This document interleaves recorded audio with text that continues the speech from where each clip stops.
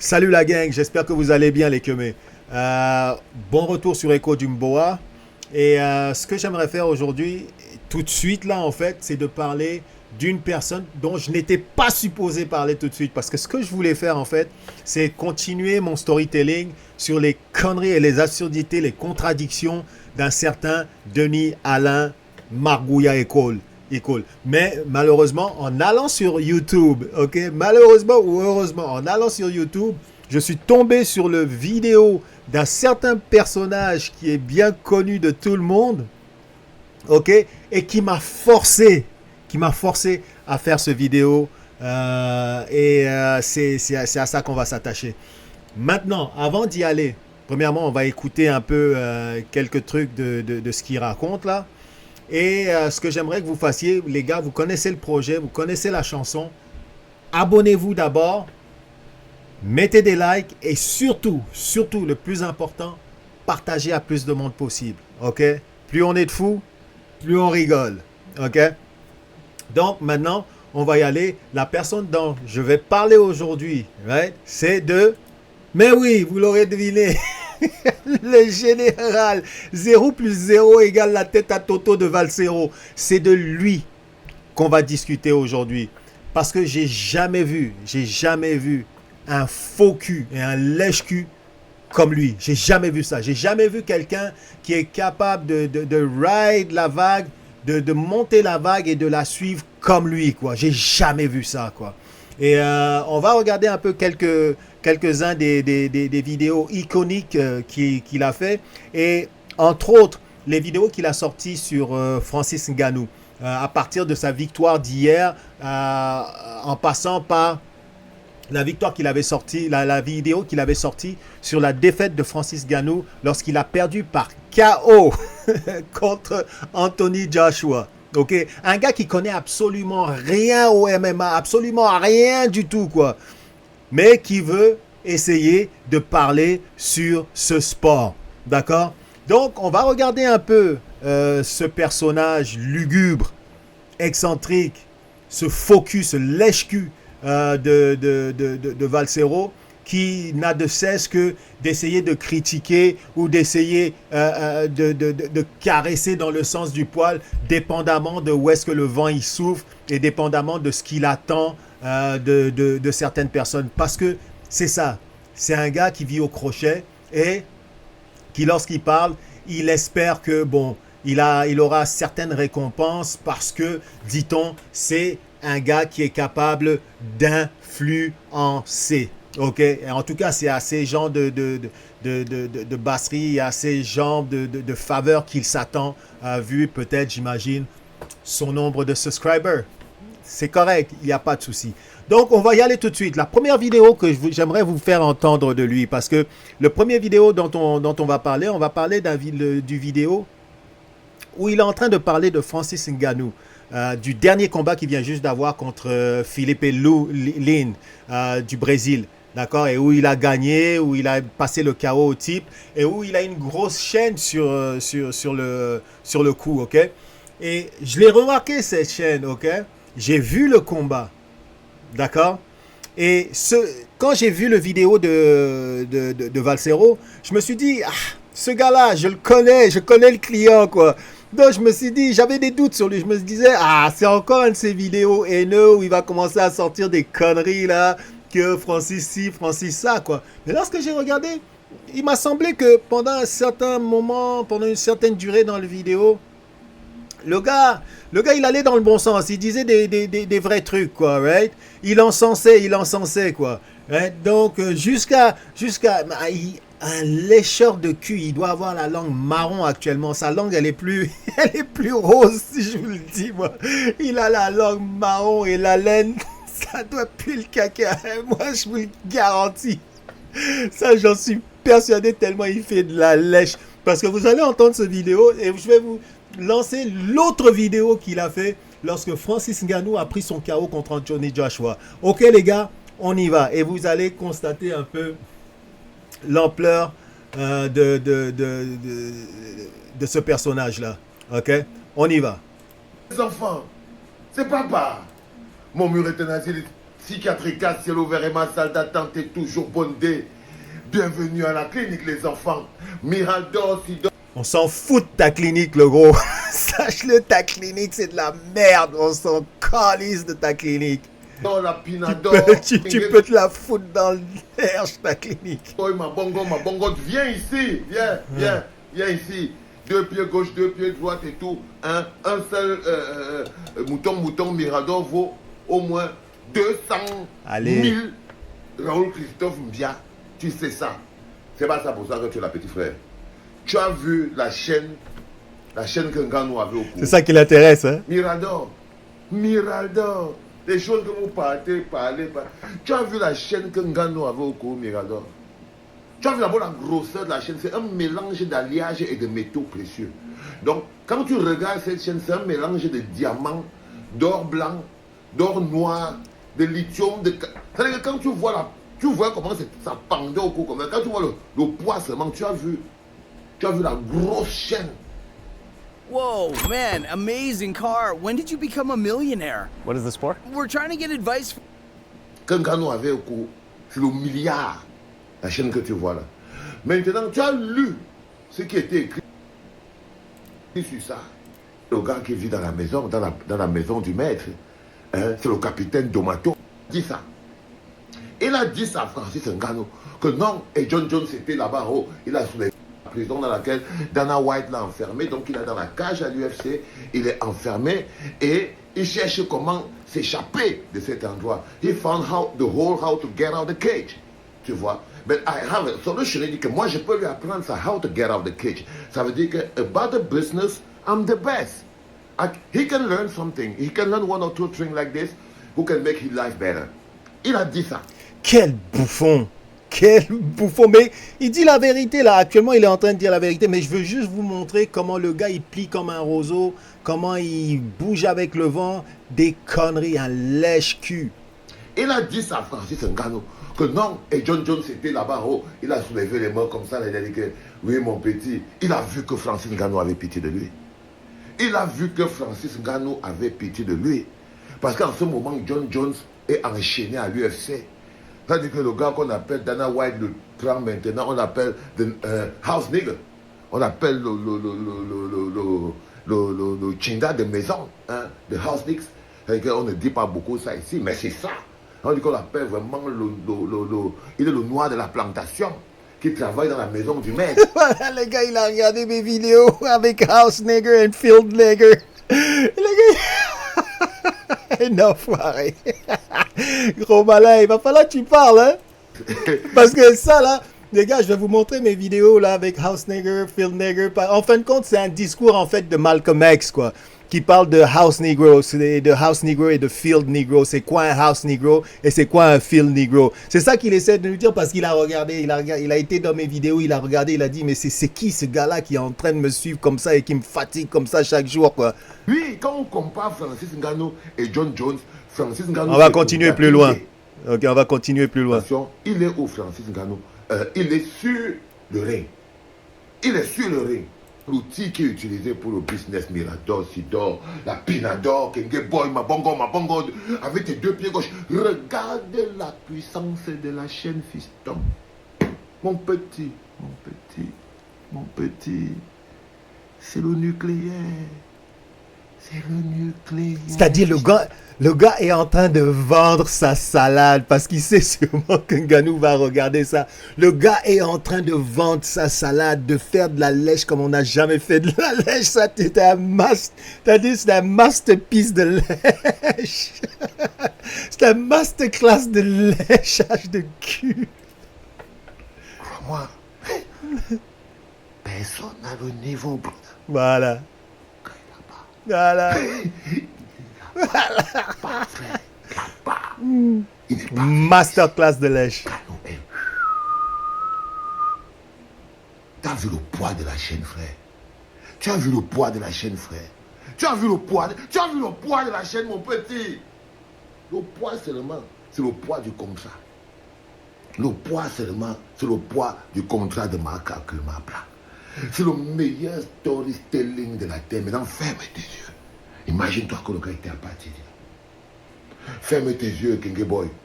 Imagine que le gars était encore abattu. Imaginez-vous, hein, il est en train de parler de... Imaginez-vous que le gars était encore abattu. Mais quand il s'agit de, comme il dit, Dadis Camara, là, quand il s'agit de Samuel Eto'o, quoi, il dit pas, imagine-toi que le gars était à New Bell là-bas, quoi, right? Que le gars a fait tout ce qu'il a accompli, qu'il est venu au pays, il est devenu président, il a eu des business, il a eu ci, il est à la CAF, il est à la FIFA, il est etc. quoi. Il parle pas de ça, de ce storytelling-là, quoi. Mais quand il s'agit de Francis Ngannou, il fait ça parce qu'il sait, il est grillé chez Samuel Eto'o, il est grillé comme c'est brûlé, noir. C'est le charbon. Tu vois un peu ce que je veux dire, quoi. Le gars est en train de lécher solide. Il sait ce qu'il cherche. Vas-y, le gros. Chargez le sable. Ouais. Il chargeait le sable. Ouais. Il chargeait le sable. Ouais. Ouais, continue. Regarde là où il est. Putain, frérot. Merde. Non, tu dois donner le café. Le café est obligé d'être donné. Le café est obligé d'être donné. Le café, on doit diffuser cette magie dans le monde. Parce que et tu sais que derrière, Ngannou a des petits qui arrivent. Il y a le petit Ateba Gauthier qui est en train d'arriver. Mais on ne parle pas encore d'Ateba Gauthier. Il fait encore ses preuves pour arriver au pim-pim-pa. Si on lui met maintenant, il peut avoir le melon. Donc il se bat encore, mon petit Ateba. Mais là, celui qui est là en ce moment, le prédateur, frère, moi, lui dis tout le tchakak. Là, tu vois ce qui est expliqué avec la chaîne. Tu fais comment pour combattre ça, frère? Les gars prennent même l'énergie là-haut.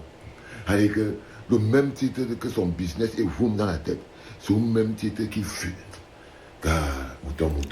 Donc, il est en train de... Écoutez bien, les gars, parce que quand je parle et que j'ai l'impression de rire là et de blaguer, quoi, ce que je vous dis tout simplement, c'est que le gars est en train de dire, regarde le petit gars de Battier, qui est sorti de Battier, des mines de sable de Battier, ce que je vous ai raconté tout à l'heure en fait, qui est sorti des petites mines des mines de sable de Battier, qui est devenu un grand businessman en fait, right? Parce que Ngannou est devenu un grand businessman maintenant. Mais il ne sait pas pourquoi il est devenu un grand businessman. Tout ce que lui, il voit actuellement, il voit la grosse chaîne, il voit que le gars... Mais...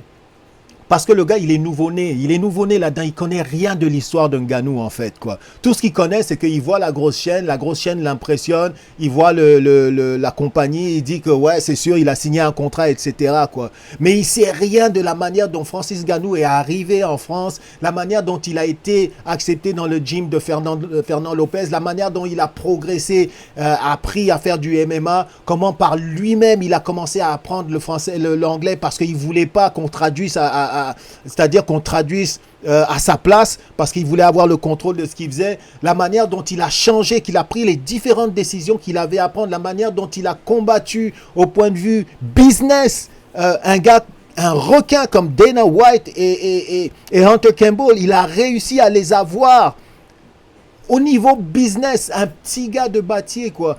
Comment il a fait pour sortir de son contrat d'esclavage enchaîné qu'il avait avec Dana White, le contrat qu'il a signé avec la PFL, les contrats qu'il a signés avec Tyson Fury et Anthony Joshua, parce que c'était lui qui était derrière tout ça, right? Lui, il sait pas tout ça. Tout ce qu'il vous raconte maintenant, c'est ça. C'est parce qu'il a vu le gros bijou. Et là, ça a écarquillé ses yeux. Il a vu l'argent, les possibilités. Donc, les gars, on va faire de la lèche un peu, ok? On va faire de la lèche, on va essayer de le ramener ici parce que peut-être il y a un petit billet à gratter quelque part, ok? Je vais vous faire écouter ce qu'il a en train de raconter parce que ce gars-là, il ne connaît pas le sport. Il ne connaît pas le sport. Je vais vous faire écouter un autre des trucs que ce mot-là, il a sorti une autre vidéo qu'il a sorti lorsque, tout justement, Francis Ngannou a perdu contre Anthony Joshua. Parce que, le gars, non seulement il s'est léché, mais quand ça va pas et que les gars perdent, etc., qu'il n'y a pas une bonne visibilité, le gars, il s'est lâché aussi et il s'est chargé aussi, les gars. Right? Donc, on y va, on écoute l'autre. Qu'est-ce que tu fais à coucher par terre comme ça, là? Bonjour, les enfants. C'est papa. Qu'est-ce que tu fais à terre? S'en fout, tu es le père de personne, le gros. Lâche-nous ça avec ces papas là. Qu'est-ce que tu fais à terre, Francis Ngannou? Lève-toi, frérot. Qu'est-ce que tu fais à coucher par terre comme ça, là? Comme un gars qu'on a maintenant fini de boxer. On t'a tout mal. On t'a pas tout mal. Mets-toi debout, Mélo. Mets-toi debout, c'était un mec, un contre un. Wake up. C'est quoi? Est-ce que c'est la fin du monde? Tu es le premier gars qui prend un KO? Ngannou, est-ce que tu es le premier gars qui prend, qu'on démonte la mâchoire? Qu'est-ce que tu fais coucher par terre? Qu'est-ce que tu fais coucher par terre, frérot? La vie, c'est qu'on ne perd jamais. On apprend. Dans la vie, monsieur Ngannou, arrête de te coucher par terre comme tu n'importe quoi. Là, le monde t'a appris l'humilité. C'est comme ça. C'est l'école des grands hommes. On t'apprend l'humilité. Dans la vie, c'est ça. Dès que ta tête commence à avoir le melon, dès que ta tête commence à devenir plus grosse qu'une montgolfière, dès que tes oreilles, dès que tu plonges dans le bruit, dès que tu commences à te sentir supérieur au peuple, lorsqu'à un moment donné, l'énergie de base est travestie, on se retrouve couché par terre comme du n'importe quoi. Tu sais ce que c'est qu'un dirigeant fantôme? C'est quelqu'un qui est dans sa boîte du matin au soir, qui fait tout, Comme du n'importe quoi. Donc lève-toi, frérot. Mets-toi debout. Regardez-le. Mets-toi debout. Mets-toi debout. Bonjour les enfants, je vous ai salué. C'est papa. T'es le père de personne. Dégage. Ciel ouvert et ma salle d'attente est toujours bondée. Salopard. D'amour pour vous les enfants. Bienvenue à la clinique. Vous savez, Richard Bonnat avait dit une fois que c'est Richard Bonnat qui avait donné cette phrase. Si on t'explique le Cameroun et tu dis que tu as compris, c'est qu'on t'a mal expliqué. C'est qu'on t'a très très mal expliqué. Ok? Par contre, je veux changer cette donne aujourd'hui. C'est que si moi, Valsero, je t'explique le Cameroun, si papa t'explique le Cameroun, si papa t'explique les Camerounais, et tu ne comprends pas, regarde le gros sac de muscles par terre. Regarde-le. Les riches ne savent pas applaudir. Les riches ne savent pas pleurer. Les riches ne sont pas tristes comme on est triste dans notre cœur. T'entends, non? En ce moment précis, nous sommes tristes. Mais tu vois chanter bien.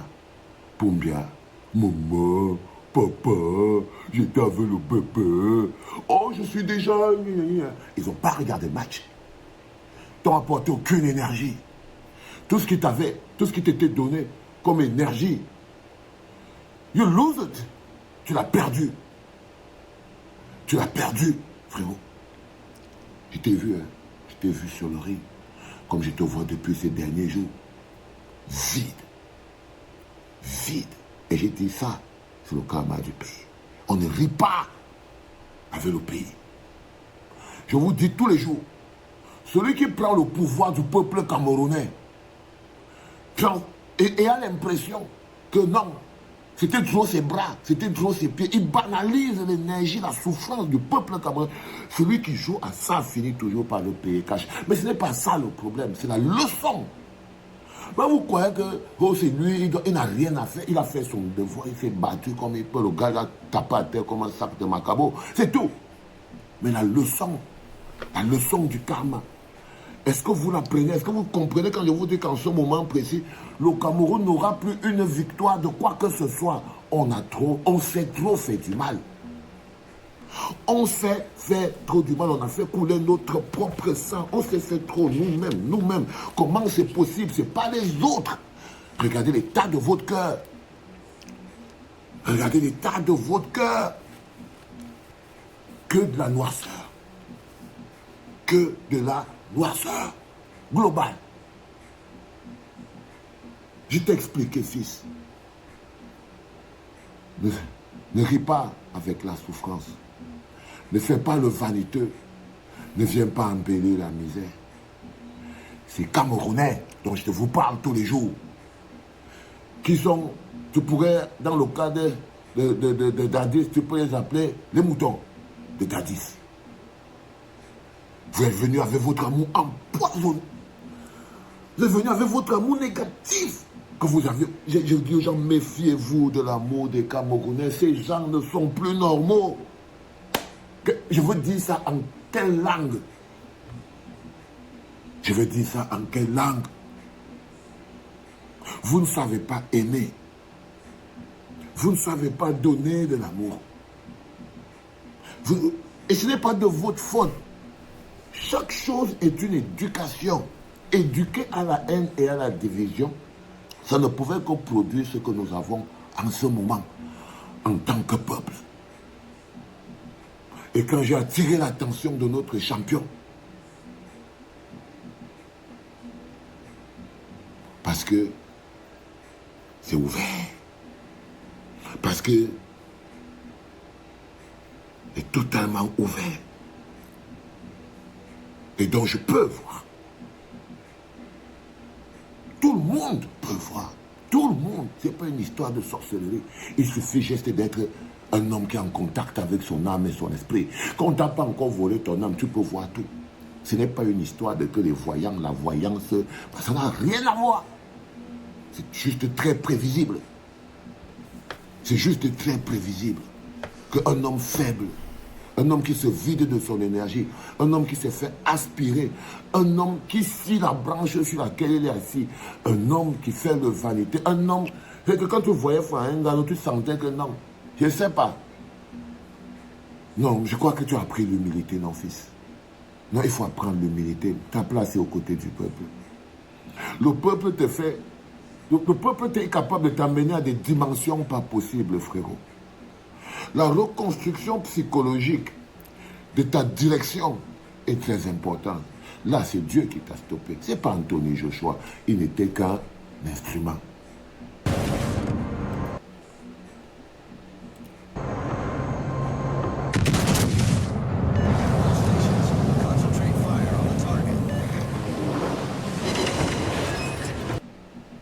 Dieu a voulu également expliquer aux gens que la clinique, c'est lui qui avait créé ça. Que c'est lui. Que le bonhomme qui est dans la clinique là, si vous continuez, tant pis pour vous. La même chose pour toi, pour Dadis, les hommes là, et tous les malades qui sont passés ici à la clinique. Il n'y a pas un dont son diagnostic était faux. Lequel? Dites-moi. Bon les gars, regardez les gars. Moi je vais pas continuer ça. Il a dit ce qu'il avait à dire en fait quoi. Il a dit ce qu'il avait à dire. Il est en train de nous dire que la défaite de Francis Ngannou, c'est parce qu'il a oublié le peuple camerounais. Que c'est Dieu qui l'a puni parce qu'il a oublié de rendre hommage au peuple camerounais. Maintenant, je vais vous dire bien franchement, les gars, et que il a reçu une leçon d'humilité. Je vais vous dire bien franchement, les gars. S'il y a une personne qui respecte le plus et qui met le plus en lumière le Cameroun et le peuple camerounais, c'est bien un gars comme Ngannou. Ok? C'est bien un gars comme Francis Ngannou. Et à la même facture, je mettrai Samuel Eto'o. Ce sont deux patriotes qui ont le Cameroun à cœur, qui sont des fils de la nation et qui sont des vrais patriotes et qui veulent le bien du pays. Quand ils parlent de division, la personne qui est en train de diviser ce pays pour son bien personnel, c'est monsieur 0 plus 0 égale la tête à Toto de Valsero. C'est ce monsieur-là qui est en train de nous dire qu'en fin de compte, que tous ces gars-là, les Francis Ngannou, les Samuel Eto'o, devraient l'écouter, devraient le suivre. Donc, qui dit devrait l'écouter, qui dit devrait le suivre, dit devrait lui envoyer quelques billets à gratter, quoi. C'est ça qu'ils sont en train de dire, c'est ça qu'il est en train de nous dire ça. Pourquoi je dirais ça? Parce que c'est un gars, il connaît rien au sport. Quand il est en train de parler d'humilité, là, est-ce qu'il pense que la première défaite, le premier obstacle, la première difficulté à surmonter de Francis Ngannou, premièrement, ça a été le sport? Pas forcément. Ça a été premièrement de traverser cet océan et de passer à travers, coucher dehors, se laver dehors, rentrer dans une salle de gym et pouvoir montrer qu'il était capable d'aller et d'arriver quelque part. Ça, c'est une des premières choses. La deuxième chose à laquelle il a surmonté, parce que ce gars-là ne connaît rien et ne connaît rien de l'histoire de Francis Ngannou, il oublie une chose, il oublie que Francis Ngannou, dans sa carrière de combattant, surtout à l'UFC, a traversé une grosse défaite, un gros défi lors de sa défaite contre Stipe Miocic. D'accord? On s'en rappelle bien de sa défaite contre Stipe Miocic, où Stipe Miocic lui a donné une leçon du premier pratiquement jusqu'au 5e round. Et il y a eu que la force de caractère de Francis Ngannou, son désir de ne pas lâcher, de ne pas se faire mettre KO, de ne pas se faire soumettre, qui a fait en sorte qu'il est quand même sorti de ce combat la tête haute en fait. Même s'il a été tabassé, même s'il a été dominé pendant tout le combat, il est sorti de là la tête haute, sur ses deux pieds, d'accord, sans avoir été mis KO, sans avoir été soumis, ce qui se serait passé pour beaucoup d'autres combattants. Et après ce combat-là, ça a été une leçon d'humilité. Si vous voulez que je vous dise, et je suis persuadé que si vous lui demandez actuellement Francis Ngannou, actuellement, si vous lui demandez quel est le combattant qu'il respecte le plus sur cette planète, il va vous dire Stipe Miocic. Parce que Stipe Miocic est celui qui lui a donné sa plus grande leçon d'UFC. Et il l'a dit à la fin du combat. Il a dit, dans ce combat-là, j'ai appris plus que j'avais jamais appris avant dans mes combats précédents. Ce combat, c'était quoi? C'était l'humilité de quelqu'un qui se disait que non, rien qu'avec la force de mes poings, jusqu'avec ma capacité de pouvoir mettre KO quelqu'un d'un seul coup de poing, j'ai pas besoin d'apprendre le jiu-jitsu, j'ai pas besoin d'apprendre la lutte. J'ai juste besoin de rentrer dans l'octogone, d'envoyer quelques coups de poing, et ça y est, je vais y arriver, il n'y a pas de souci, je vais gagner le combat. Première leçon d'humilité, c'est cette leçon d'humilité-là qu'il a reçue ici. Et lorsqu'il a reçu cette leçon d'humilité, ça l'a changé. Il a été choqué, il a été pendant un certain temps, je dirais même un peu abattu. Il a été abattu par cette défaite. Ça l'a découragé parce qu'il ne pouvait jamais s'imaginer qu'un autre homme aurait pu le trimballer partout dans ce ring et que lui n'aurait rien à répondre aux attaques de cet autre homme. D'accord? Mais après avoir été traumatisé par cette défaite qui l'a marqué jusqu'au match suivant qui a été contre Lewis, d'accord? Oui, qu'il a d'ailleurs perdu au point parce qu'il était trop timide, il était encore marqué par cette défaite. Il s'est repris, il est revenu et il a changé de coach en sachant que oui, je suis peut-être dans la mauvaise maison parce que c'est pas ce qu'on m'apprend. Il faut que j'aille dans un endroit où on va m'apprendre la lutte, où je vais apprendre à lutter, où je vais apprendre à me débrouiller au sol, etc., où je vais devenir un combattant beaucoup plus complet. Et ensuite, on connaît l'histoire. D'accord? Il a fait ses combats, il a gagné, devenu champion, il a vengé sa victoire contre Stipe Miocic.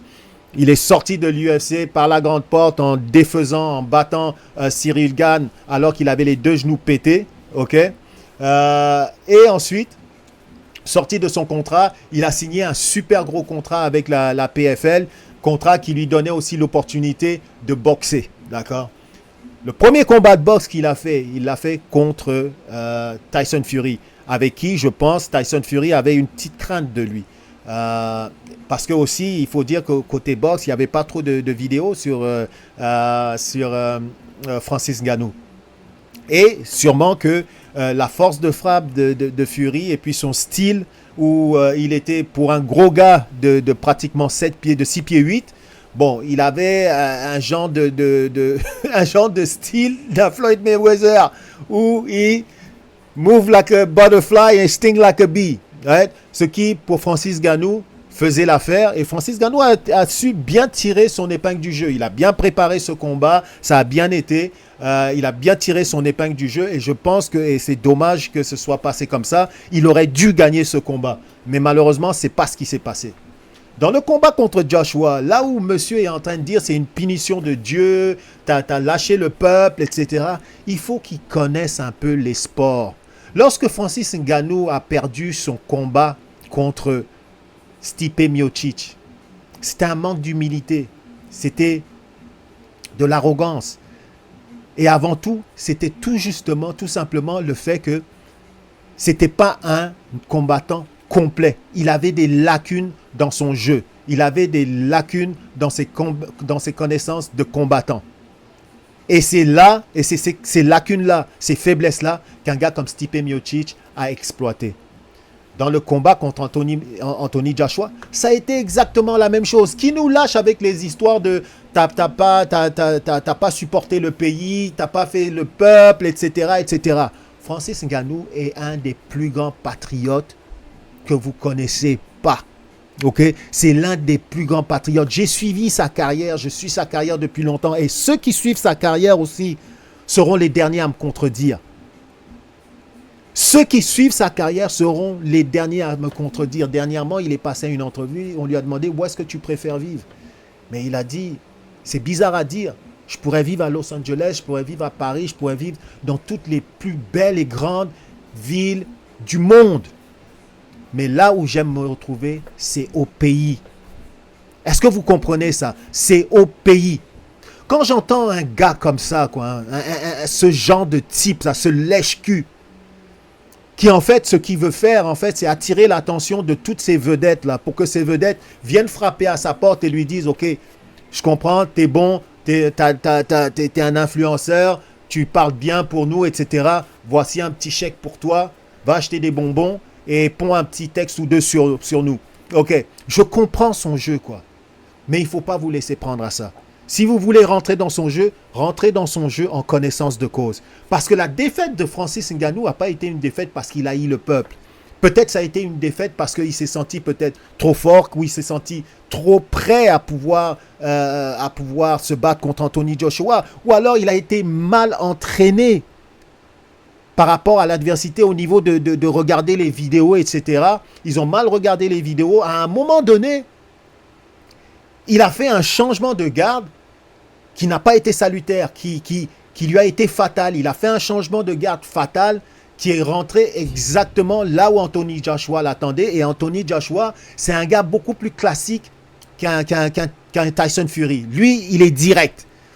Quand il voit la ligne droite, il rentre dans la ligne droite direct. Il ne va pas essayer de frapper en mouvement, ce qui empêche, c'est-à-dire ce qui enlève beaucoup de puissance à tes coups, quoi. Lui, il a les pieds plantés au sol, et lorsqu'il voit l'autoroute que tu ouvres pour lui, il rentre. Regardez, encore une fois, le KO que Francis Ngannou il a pris ce KO parce qu'il a changé de garde. Et en changeant de garde, il a laissé une voie ouverte directe à Anthony Joshua. Ce type-là, qui est en train de vous parler d'ésotérisme et de magie, etc., qu'on doit l'écouter, qu'il a le troisième œil, là. Son troisième œil, là, il l'a dans le derche. OK?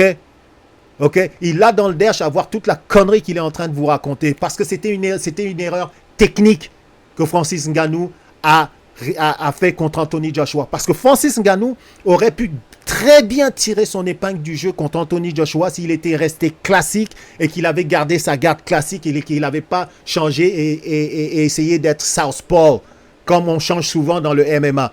Je vous garantis ça, quoi. Donc, regardez encore. C'est pour ça que je dis que ce gars-là, il ne sait pas de quoi il parle. C'est un lèche-cul. C'est un lèche-cul. Il fait de la lèche.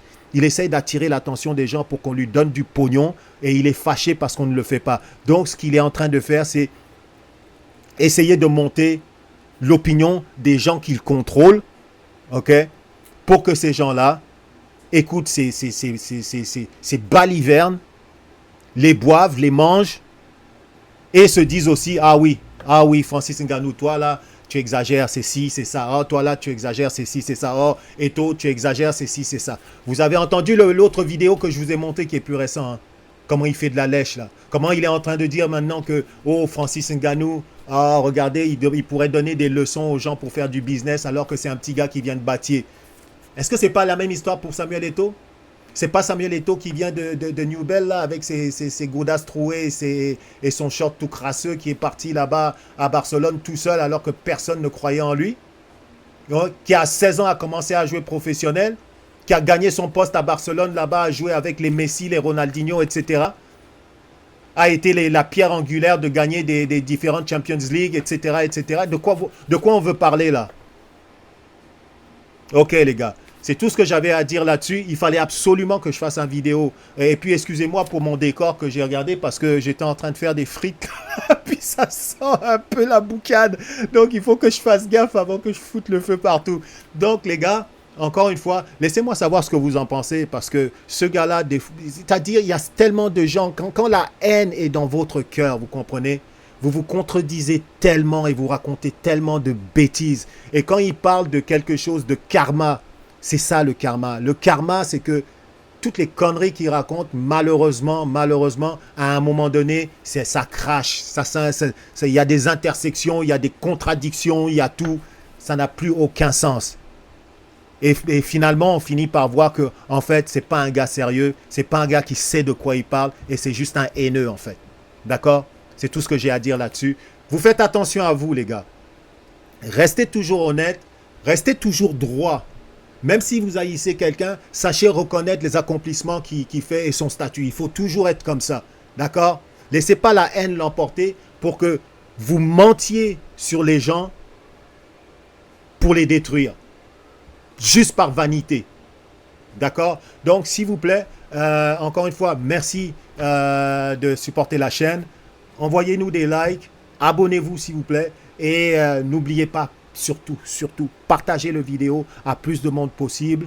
Et les gars, passez une belle journée et on se retrouve pour un autre podcast, un autre vidéo. Salut la gang.